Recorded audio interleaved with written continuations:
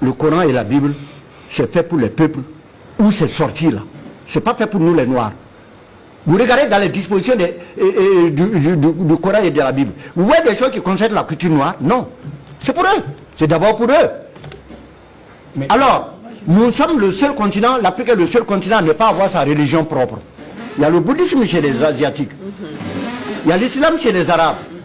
Chez les Européens, il y a le protestantisme, le catholicisme, l'Europe, tout ça, etc., etc.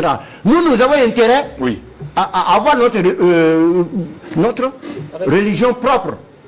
Et nous, nos prophètes, là, c'est quoi? C'est nos ancêtres, point. Donc les autres religions ont déteint son nom. Écoutez, vous savez, la colonisation n'a pas été seulement économique, politique, militaire. C'est à tous les ça niveaux. a été à tous les niveaux. Surtout religieuse, les gens n'en parlent pas.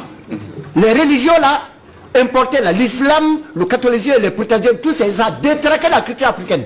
On nous a fait jeter nos fétiches.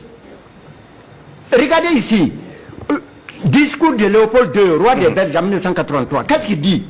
Allez-y évangéliser l'Afrique et en vous inspirant des intérêts de la Belgique.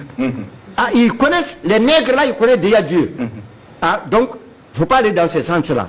Votre rôle essentiel, c'est de veiller à les désintéresser des richesses dont regorgent leur sol et leur sous-sol, pour éviter qu'ils s'y intéressent. Qu'ils ne nous fassent pas une concurrence meurtrière et rêvent un jour de nous déloger. Il dit aussi, vous devez les détacher et les faire mépriser tout ce qui leur procurerait le courage de nous affronter. Je fais allusion ici à leur fétiche de guerre. Oui. Et que vous mettiez tout en œuvre pour les faire disparaître. Et puis, ils continuent, évitez de développer l'esprit critique dans les écoles là. Apprenez aux élèves seulement à croire et non à raisonner. Oui. Et puis on dit, convertissez toujours des noirs au moyen de la chicotte. Faites tout pour éviter à jamais que les noirs ne deviennent riches. Faites-leur croire que entreront au paradis les gens qui sont pauvres sur terre ici. Comme ça, ils ne vont pas vouloir être riches. Vous voyez l'affaire. C'est extrait de quoi?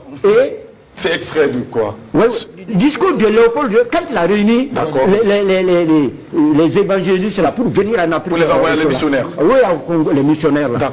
Et puis chanter chaque jour qu'il est impossible aux riches d'entrer au ciel. Faites-leur payer une taxe chaque semaine à la messe du dimanche. Utilisez ensuite cet argent prétendument destiné aux pauvres là et transférez ainsi vos missions à des centres commerciaux florissants.